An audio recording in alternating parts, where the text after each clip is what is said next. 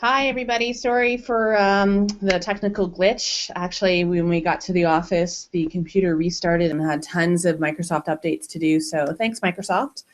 And I see that we have 4 viewers, which is really awesome. I am Jean Leggett from One More Story Games, and Blair will be joining us shortly. Blair is the technical brains behind the operation. He does all of the architecture for the software. And we have a team of 12 students who are designing what we're going to be showing you today. So thank you very much for coming. I see that this is going to be a talk about interactive storytelling, especially when it comes to how do you take a short story or a novel to that other place of interactive social game. So our vision for storytelling is that I want to be able to go a little bit deeper into a novel, be able to explore a map, be able to interact with characters in a story. And that's how really One More Story Games came about, and the software called StoryStylus. So we're going to, I don't know if you've had a chance to check out our videos yet, but we'll be posting links to those on our Facebook page and our Google Plus page, so you can check those out.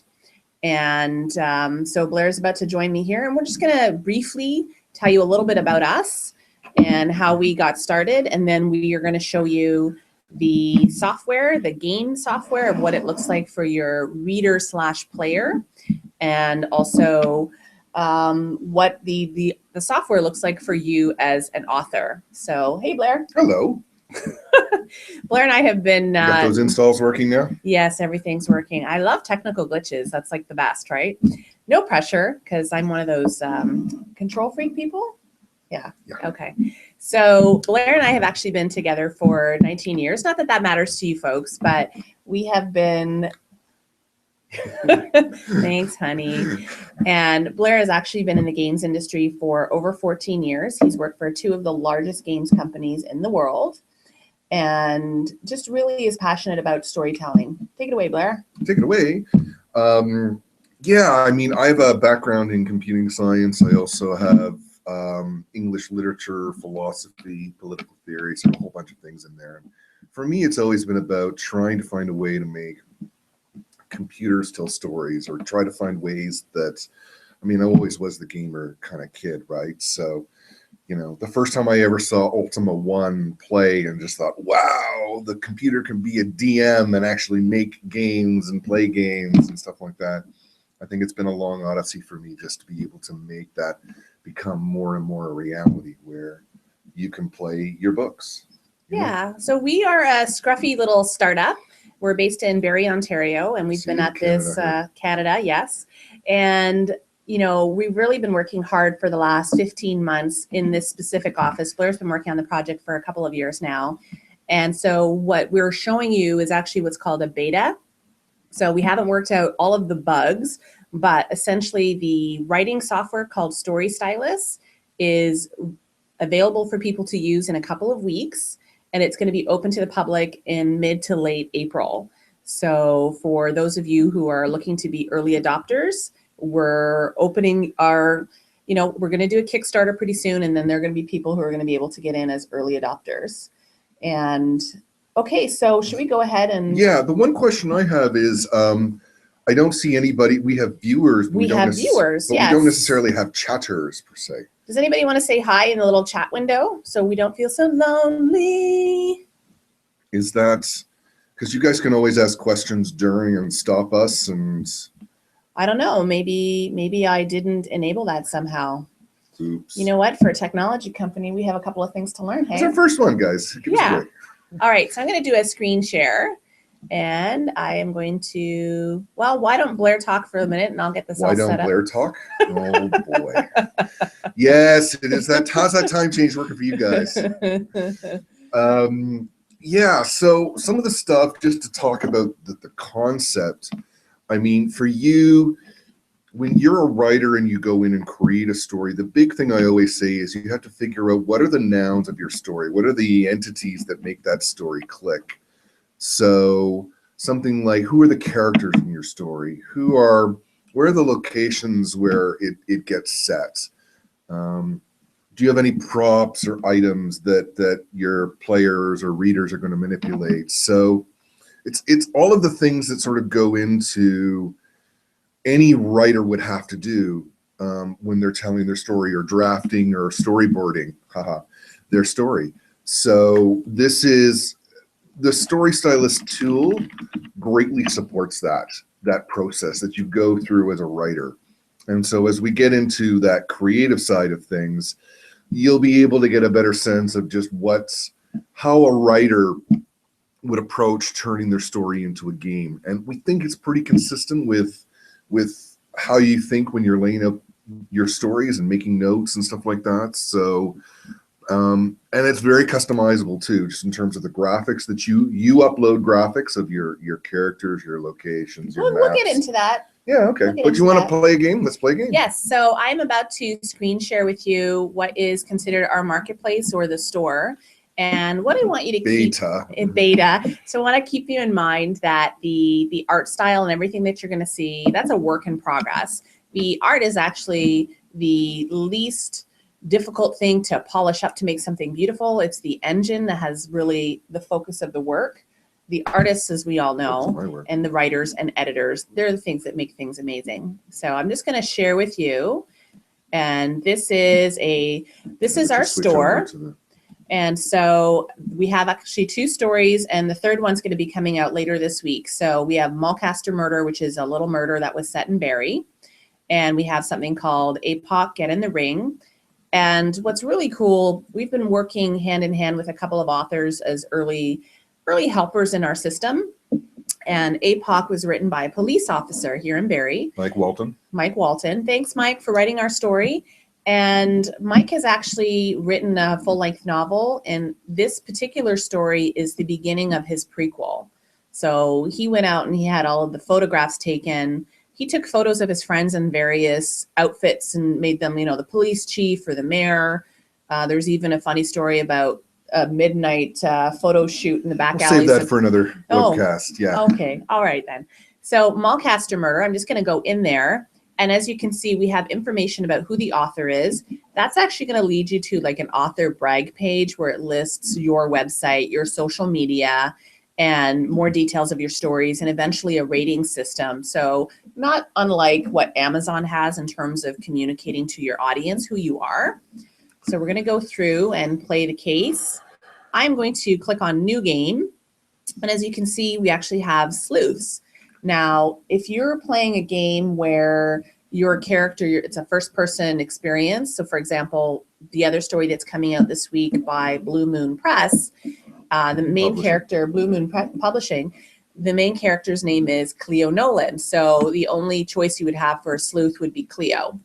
But in this case, it doesn't matter who you are. So Isa Studnitsky. Isa Studnitsky. Studnitsky is my my maiden name. So again, remember that the art, I'm using air quotes, but you can't see me.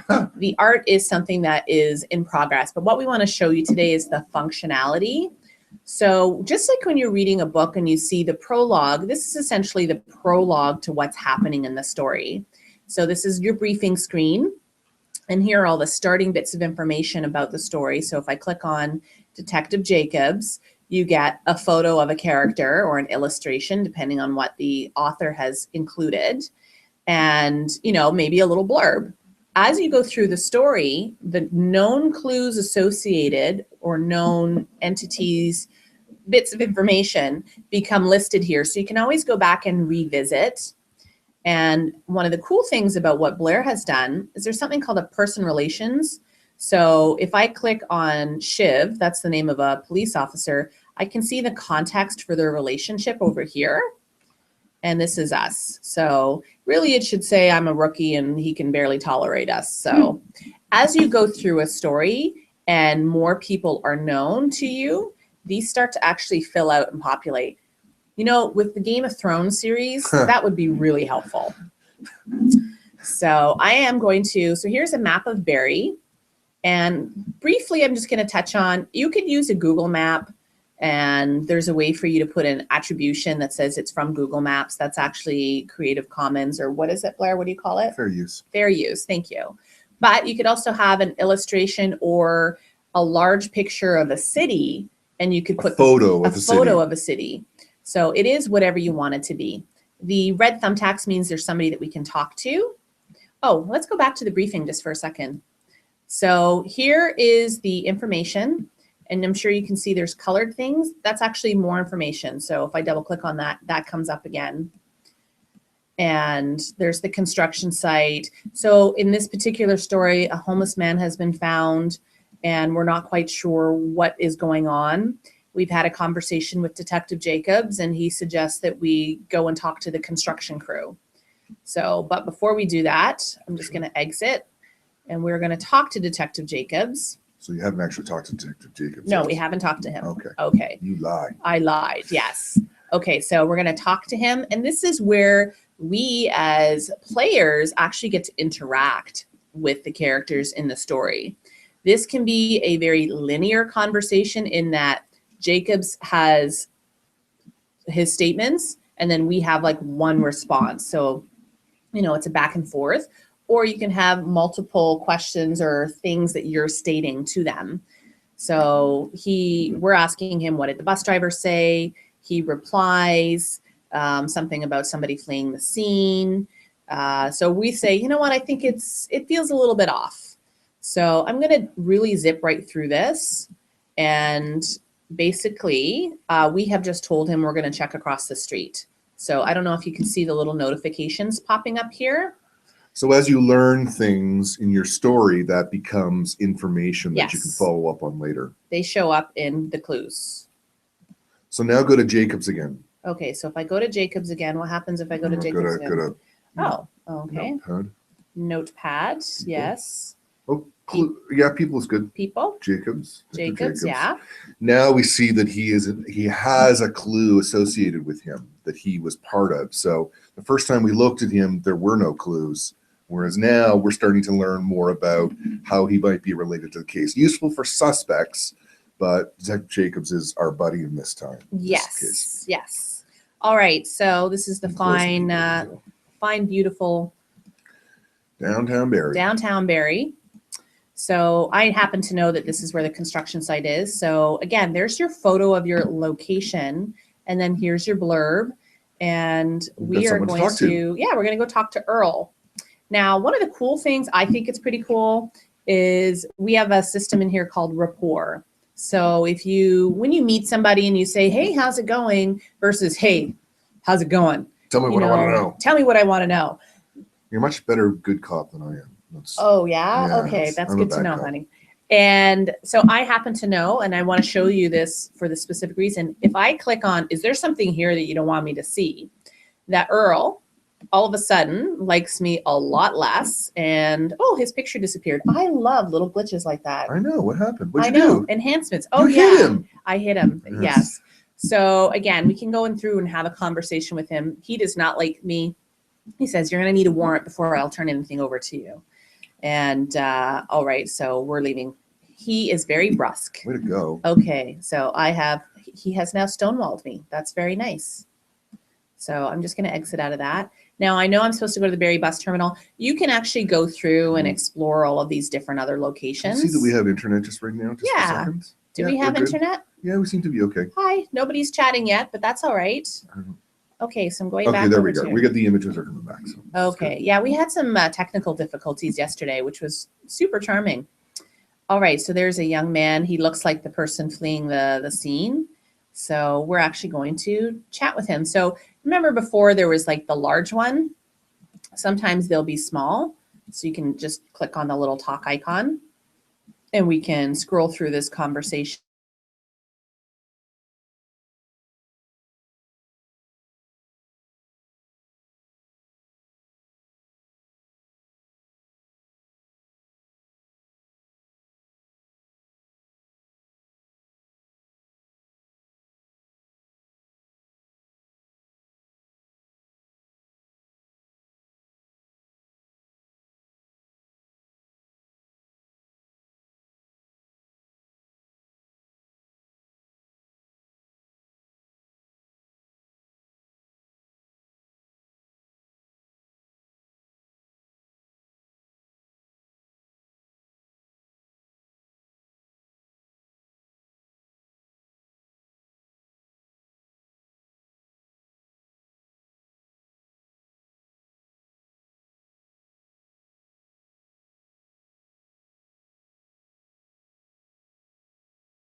Well, if these. Okay, there we go. Oh, yay! Thanks for hanging out there, guys. We I'm sorry about that. All right, back to the Mallcaster. So we head inside the bus terminal, and then another clue pops up. So here's more. There's the information on Kyle. There's Shiv. There's Howard, and we're actually going to go inside the bus terminal. And now we have more people that we can talk to. Detective Jacobs is there now. Detective Jacobs, he has now joined us. And so this information here is the same thing that we saw him before. And if we go through this, if I click on this, the same conversation will happen. That's something that we're working on right now, so that when you visit a character at a second location, this does not repeat. You can actually do it right now, but it's just hasn't been newly implemented with this story. So okay. Yeah. But we've got something to talk about. Yes, so we're going to actually click on Topic Talks, and which prompts him to talk about specifically the dead end at the bus terminal. So again, we go through this conversation, and some of these are multiple pages, and now we have more information.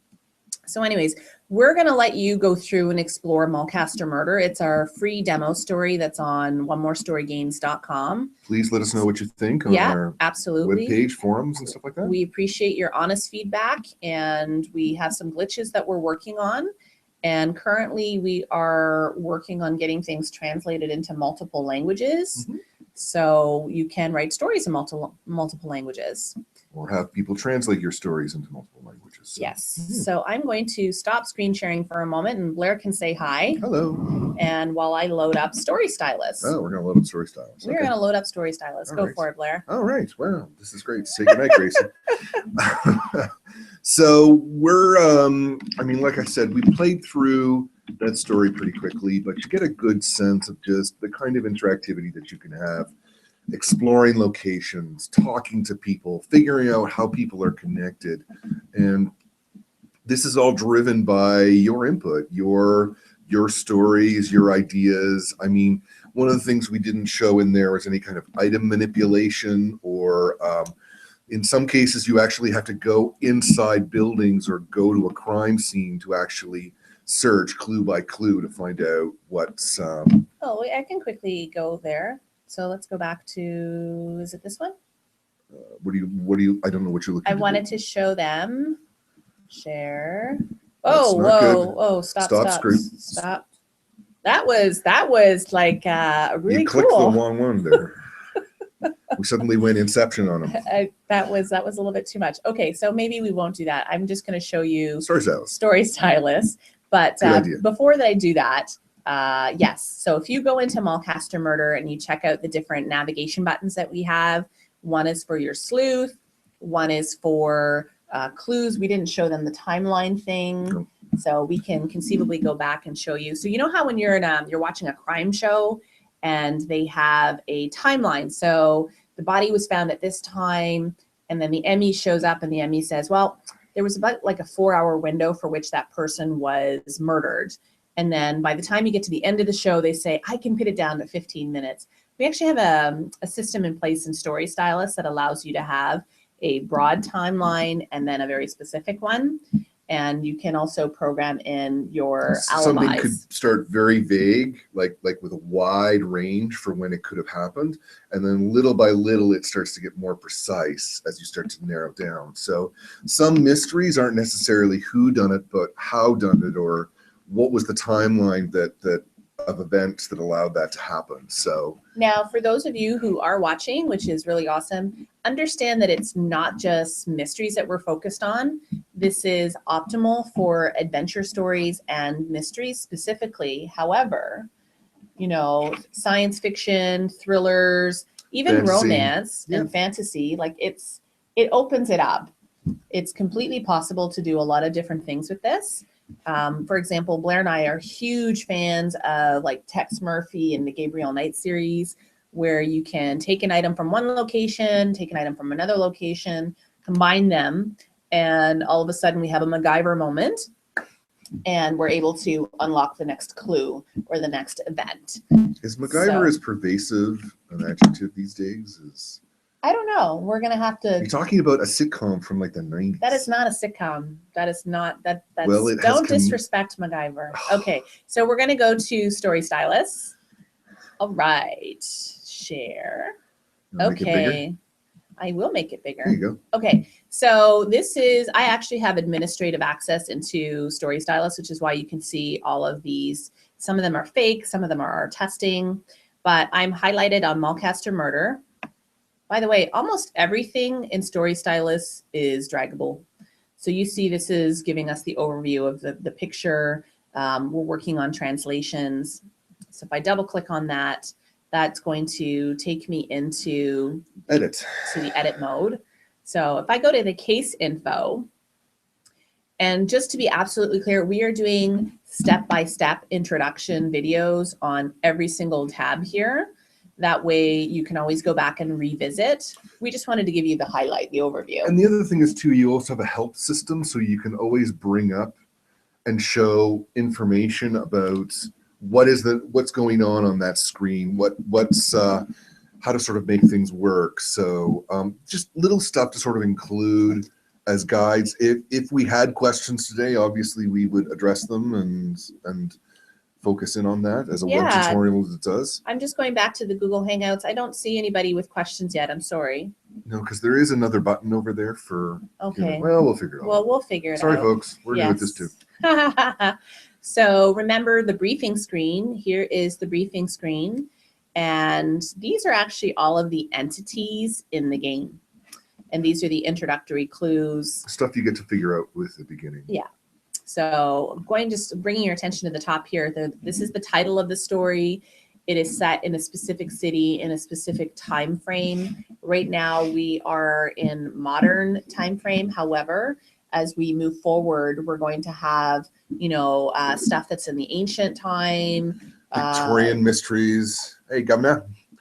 Victorian romance, Victorian westerns, et cetera, sure. And futuristic stuff as well. Yeah. So, and currently most of our story games, well, all of our story games at the moment are for one player, but we are moving into development to do multiplayer, and that breaks my head, but thankfully it's Blair that looks after that sort of thing. Breaks my head too. Breaks your head, okay. So I'm gonna go through each of the tabs, and I don't want you to freak out, I swear. So this will make sense. Don't worry. We're just showing you, giving you a good guide under the hood. Yeah. So this is all of the text in the story, every single thing. So this is like the title of the story. This is the title of a clue.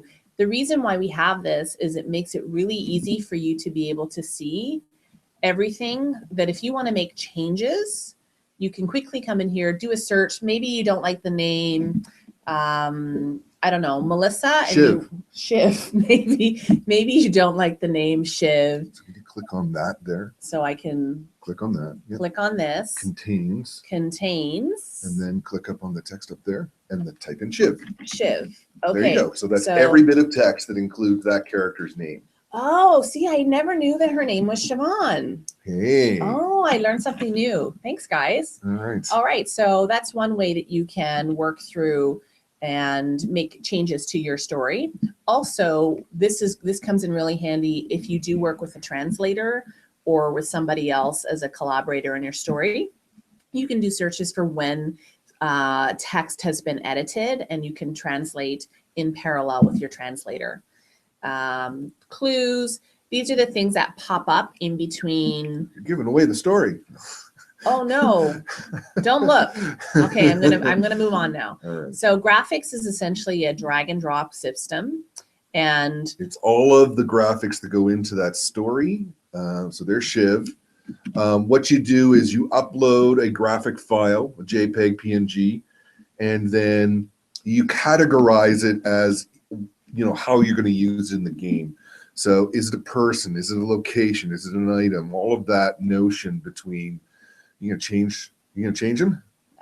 No. Oh, is that what I was doing? You could do that if you like. No. Okay. What if I close? That will delete it. I don't want to delete. Okay. See, we need to change that.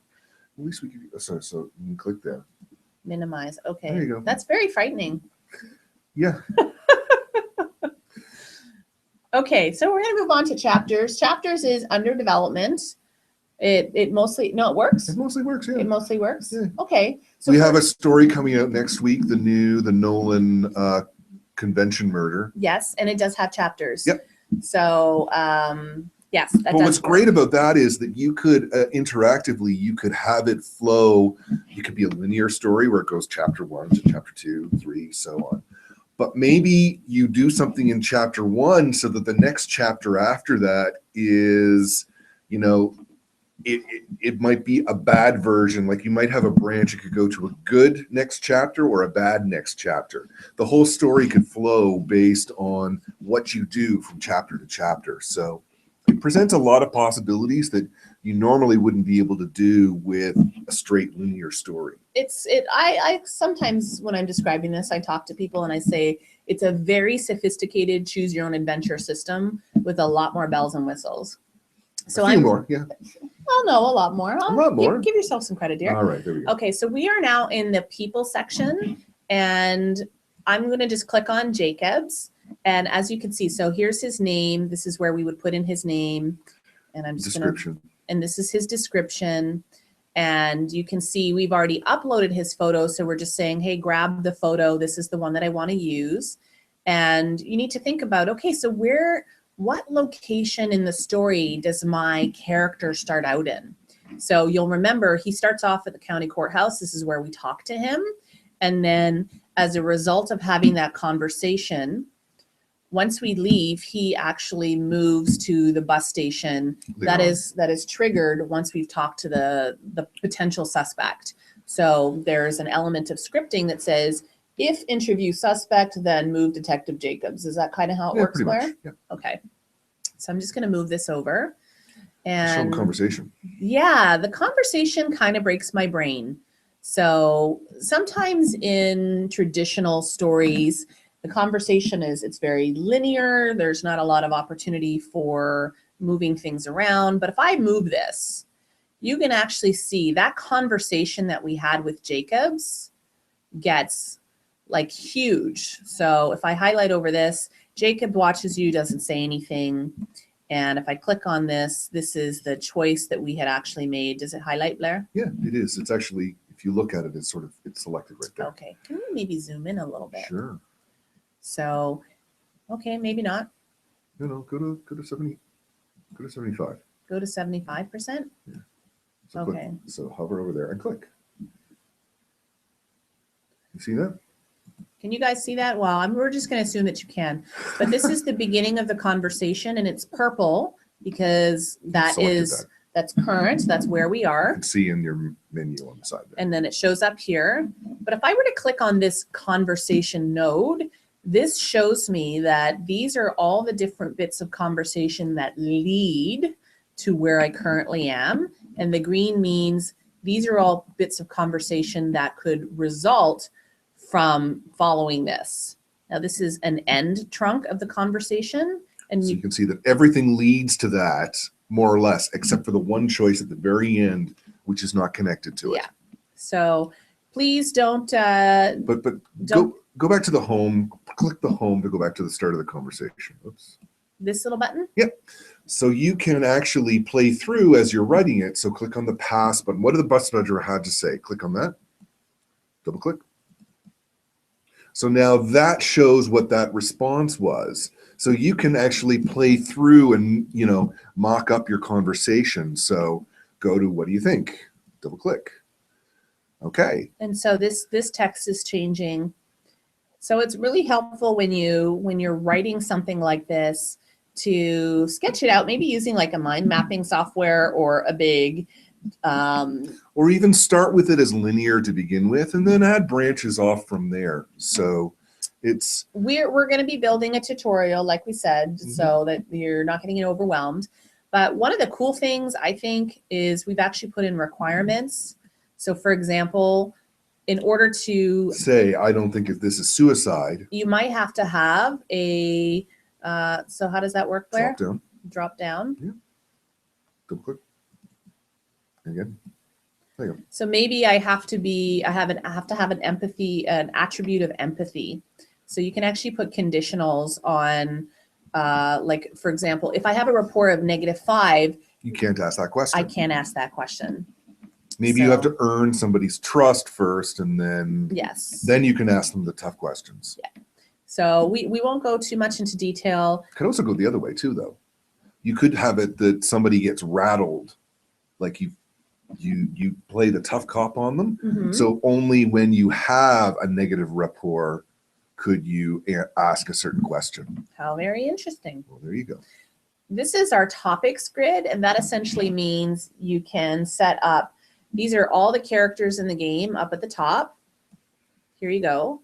And then these are all of the entities in the story. So they're either clues, items, people, relations, locations. So in theory, you as a player could ask Detective Jacobs, as long as it exists, tell me, as long as it's been written, tell me about Earl. Tell me about the bus driver. Tell me about fingerprints.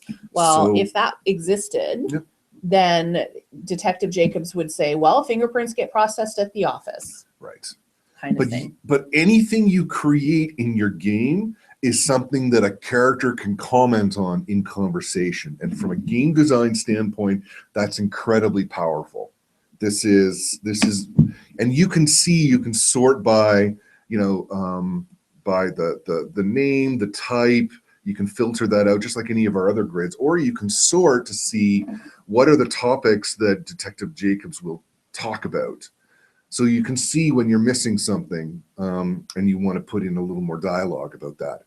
So we did people. Let's go to locations. Locations. Yep. So here are all the different locations that are in our story. We've set this one in Barry just to give people a sense of. Click Spirit Catcher. Click on Spirit Catcher. Yeah, so you can see the little buttons, the little circles highlight as you select. I mean, if people know Barry, then hey, that's great. Click on like the Royal Victoria Hospital. So yeah, you can see that that is where the Royal Victoria Hospital is. And that's literally you taking your map and saying, I want to set this location here, and just double click. And it sets, when you drop that into the system, then it sets the XY coordinates for you. So you don't have to worry about that. Or you can manually adjust something if you want to. And then you put in your description, you grab from the graphics that you've already uploaded. And what's hidden versus visible? Well, it literally means maybe, like for example, with our police officer story in APOC, when you start, there are 3 locations. And as you visit the first correct location, that's all I'll say, a second location goes from being hidden to visible. It's essentially make location known as a result of a clue having been read by the player. So you might meet somebody and they tell you about a crime scene that you haven't found yet. So that can trigger all kinds of connections and things to explore and figure out. So I won't go through all of the tabs. Like there's a lot of information in there. Yes. But so for example, with nested locations, imagine, so maybe you set your story in New Orleans, and a nested location could be a more detailed submap of New Orleans, or maybe it's the floor plan of a house. So for example, with the story that we have coming out next week, it's a floor plan of a hotel, and a nested location is a specific room. And we won't go over room hovers right now because there are none that exist in this story. But if you did a room hover, essentially as a writer, all you're doing is clicking points on a particular image and saying, this is a hover. This is a desk you can search through. Yes, and if somebody highlights over that. A blood stain or something like that. Yeah, exactly. And then that becomes known to you. It's a clue or an item, or it might trigger an event. Like if you hovered over a desk and maybe a clue would pop up and it says, oh, somebody heard you, you better get going. And that means the chapter has ended. It could trigger that kind of event. Or maybe it's a couch, and by searching on it, you find some keys that are buried in the cushions. And so then you get some keys put in your inventory. Well, what is that going to unlock? Where does that lead to? Exactly. So we're going to go over to items. There's only a couple of items that are used in the story, which are the victim's lighter, the bus driver description, and fingerprints. And actually, I don't even know if fingerprints are used. They're talked about. So you can upload that information in there as well. And the events which we didn't show you. So there's only one event in here, which is the timing of John Doe's discovery of the body. We could actually put in a bunch more events in here, like the chronological timing of what happens in the story. For example, when he was last seen, who he was talking to, or anything like that. At 10:30, detective, or we interview the fellow in the red jacket, so we could actually put that on the timeline.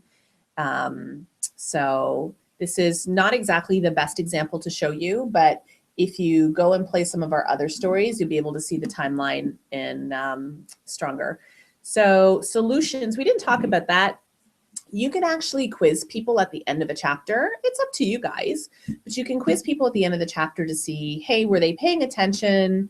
Or maybe at the end of the story, you want the player to make a choice, you know, with respect to a mystery. You are asking the player to choose, who do you think done it? Or how do you think it was done? Or really, this encourages that the classic of all scenes in detective stories where everybody's assembled in the library and now I'm going to tell you how I think it was done and who done it. But you could be wrong. And so that's one of the great things about putting this on computer is that when you do the quiz, you might not know exactly everything that you get right or wrong. And so that might, you know, it's not like in a game of Clue where you open up the envelope at the end and then you can't play anymore. Yeah. I skipped over the solutions, but that's essentially the text that comes up. The endings. Yes, and I didn't want to ruin it for you so that you will go and play Mulcaster Murder. You had it up there for a second. I know. Well, they could freeze frame it. Well, you know, if they really want to, they could go back and watch that. We are currently building a wizard because this is the one component of the system which some people who are not technically comfortable might freak out a little bit. There is more help embedded in there. Yes. But could you sort by count? Sort by count. I can. There you go. Okay. So tell us about this, Blair. So what happens here is for any entity that you have in the game, you can attach a script, a bit of programmatic code that helps make the mystery happen. So you'll remember when we first visited the construction site, and if you want to hover over, so you can see that initially we didn't know Earl, but as soon as we visited the construction site, we made Earl known. So that was somebody that we can then talk to. So if you go to the end of that, so this is something that you have to do as a writer, but we tried to make it as simple as possible so that you can, all of the little tools and stuff that you... so for example, display clue. And then you would just put in the words. So let's do, will I break it if we do this? No, that's fine. Okay. And then you can type clue. So all of the clues that you've written up ahead of time appear here. Okay, so then we can do fingerprints from forensics. Right. Okay, well that doesn't seem too scary. No. Okay, well maybe I could do it. Maybe you could. So, but it's just all of this information, like the people, locations, they're all, you could think of them as the Lego bricks. And then this is how you sort of fit them together, yes. Sort of what triggers what. And I know that Blair's been working really hard at making a cut and paste tutorial, so you can literally just go, okay, this is what I want, cut and paste, cut and paste. There is a help guide up top right there. That is actually a link to a PDF file. Oh, goodness. This. Okay. It will actually show you how to do all of the help. Now, you couldn't see that because we were screen sharing, but trust me on this, it opens up to about a 12, 14-page document that just has lots of examples for you to sort of try and play with. And so, and this is where a lot of help is going to be coming in for the next little bit. This is what we hope to do to make it easier for you to use. You don't have to be a programmer necessarily, but you do have to think logically in terms of, so if I talk to this person and then I mention this, what happens? You know, it's all about thinking, what are the chain of events that lead and unlock certain things? And it's too bad that the chat is not working. I'm sorry about that, guys. And feel free to drop us an email at info@onemorestorygames.com. Please do not. Look at that. It's right there. Oh, but that's in reverse. No, that we see it in reverse. They see it front ways. Oh, okay. Oh, wow. These computers, these are really hard, honey. Okay. Anyways, so we have actually been working one-on-one with a couple of authors here. And what's really exciting, like for example, we have this really great author. Her name is Jocelyn Avendano, and she's Hi, Jocelyn. Hi, Jocelyn. She's created this really cool story. So how I work with authors is we basically say, okay, so what's the overall theme of your story? And so, for example, it starts off at a crime scene. So that's the hook for the reader. And I asked her, well, who were the people at that crime scene? So we start to break down things into who are the people, what are the items, like what makes a story interactive? It's, yes, you could do a completely linear story where it's just a map and it's your locations and it's a couple of people. But we are encouraging writers to think about, how do I, as a active reader, a player, engage with the story? So that requires a little bit of a different kind of thinking. So for example, once you have finished investigating the crime scene, you can't go anywhere else in the story until you talk to the nosy neighbor. Now, using the rapport, if you are nice to the nosy neighbor, she will give you all 3 of the clues you need to eventually solve the story. And if you are not nice to her, she will only give you 2. You'll eventually, at some point in the story, have to double back and suck up to her in order to get her to give you that last clue. So it's the kind of thing where you want to create those elements of gameplay in there.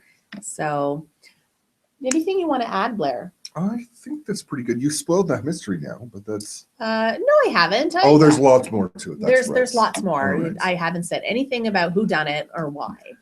So, but what we want to do is, for those of you that are watching, we want to let you know that we have a Kickstarter coming up in a couple of weeks, and we want to offer early access to StoryStylus.